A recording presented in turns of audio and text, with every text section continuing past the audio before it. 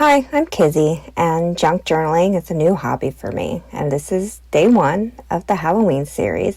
And I'm starting with a fabric cover tutorial over this photo album I found at the craft thrift store. Here are the materials I'll be using. A fabric square from the Dollar Tree, a small bottle of Mod Podge, also from the Dollar Tree, a paintbrush, fabric scissors, regular scissors, a popsicle stick. Don't forget a paper towel to clean up glue residue. And this is my prize find from the craft thrift store for $1.50. It's a small scrapbooking kit, and I was searching for a small photo album to use, and I lucked into several of these, and I couldn't be more excited about them for my junk journal. I'm going to cover the outside with this white paper, but let's open it up and see what we have here. Well, let's get the sticker off the back. The inside pops right off because it's old. It also comes with a cute paper pad, and we'll use a couple of pages from here, but mostly we're going to save this for other projects. We'll move that out of the way. I want to show you my test cover I did with this ghost fabric, and I made the mistake of not using white paper on the cover, and you can see that the red came through here. And I'm not a perfectionist, but it bugs me a little, so I won't make that mistake again, I hope. Oops, camera bump. Let's cut our white paper first, the size of the cover. It doesn't need to be perfect. I'm going to zoom through this because I discovered I needed a clamp. And we're going to get through this so we can move on to the next part here.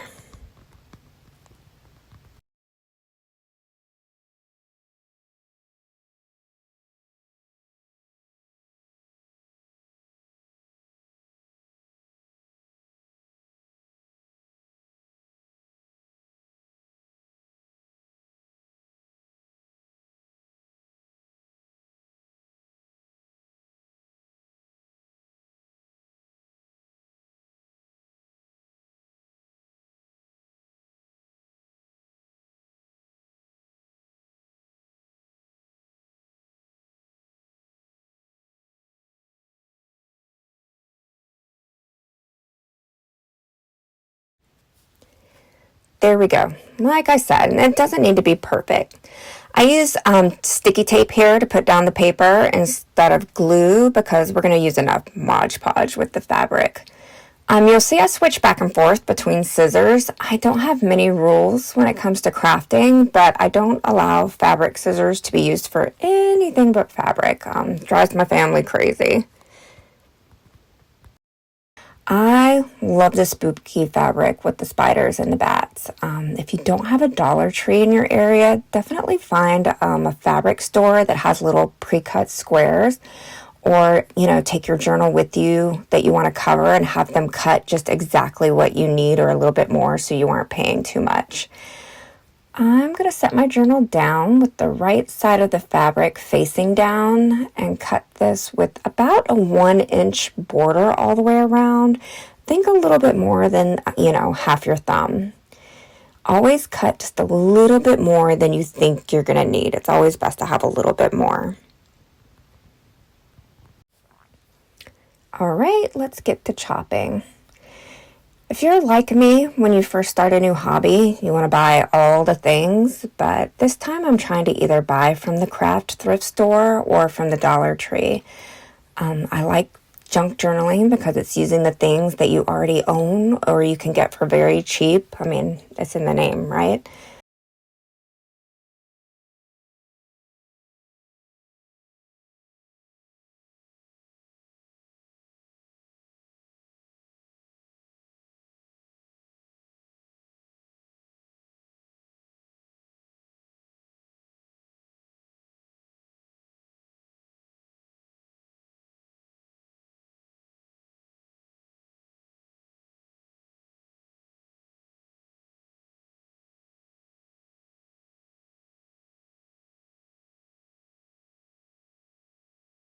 Okay, let's check and make sure this works for all my sides. Yep, that looks good.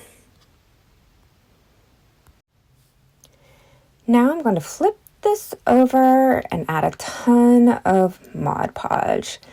I've crafted with Mod Podge in the past, so I feel comfortable with it. I know that other crafters, junk journalists, use different types of glue. If I find this doesn't work out, I might switch, but it'll have to let me down first.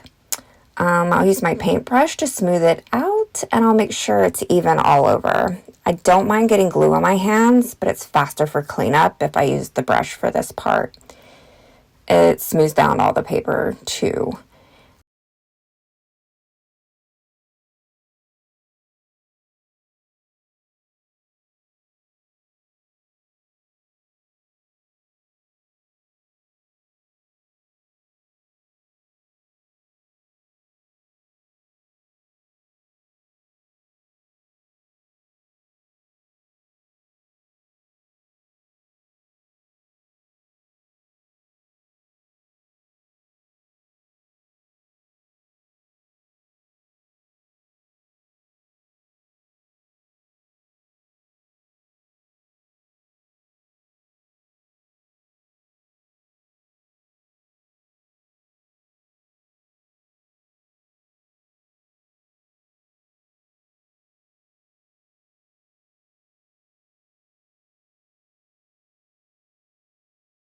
After I'm done with that, I'm going to flip it over and put it on the fabric with the fabric still wrong side down.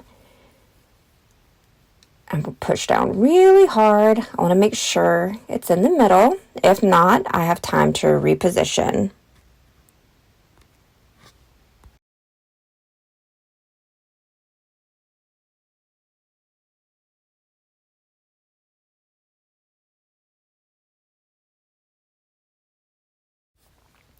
Before I fold down the edges, I want to turn it over and smooth out the wrinkles.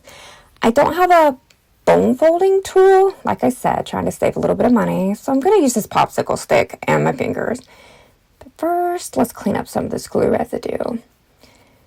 Okay, I want to get it as smooth as I can and in all the creases. This is doing a really good job. Yeah, I'm happy with how this is turning out.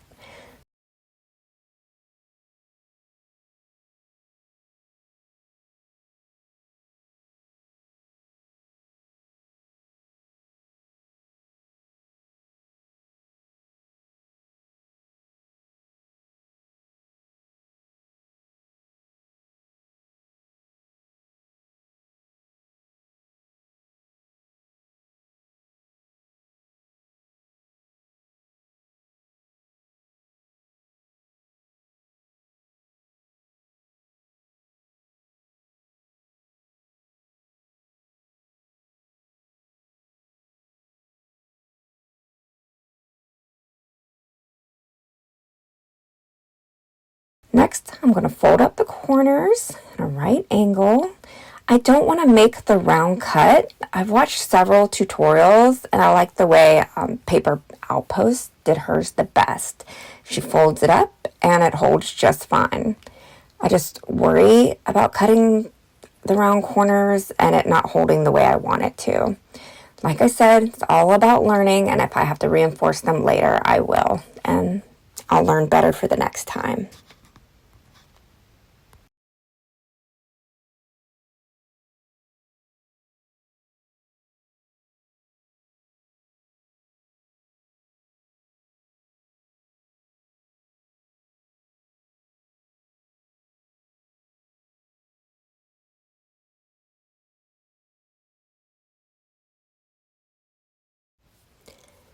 Now I'm going to add lots more Mod Podge to the edges. Fold the top and the bottom first, and then the sides. I'll add some extra anywhere I think might need it.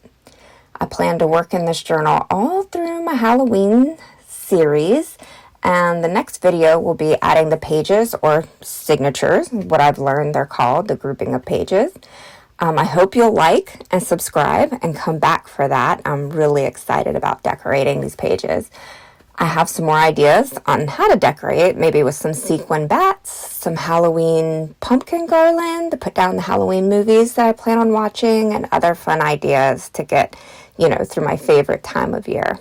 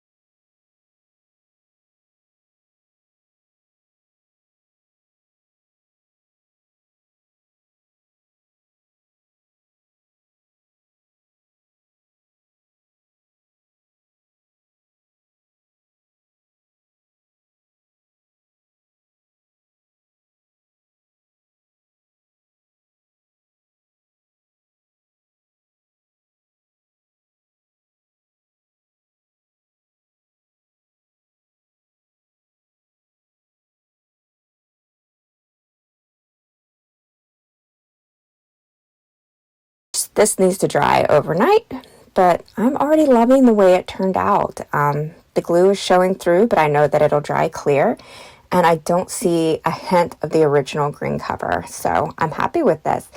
And let me know your thoughts in the comments, and I will see you soon in the next video.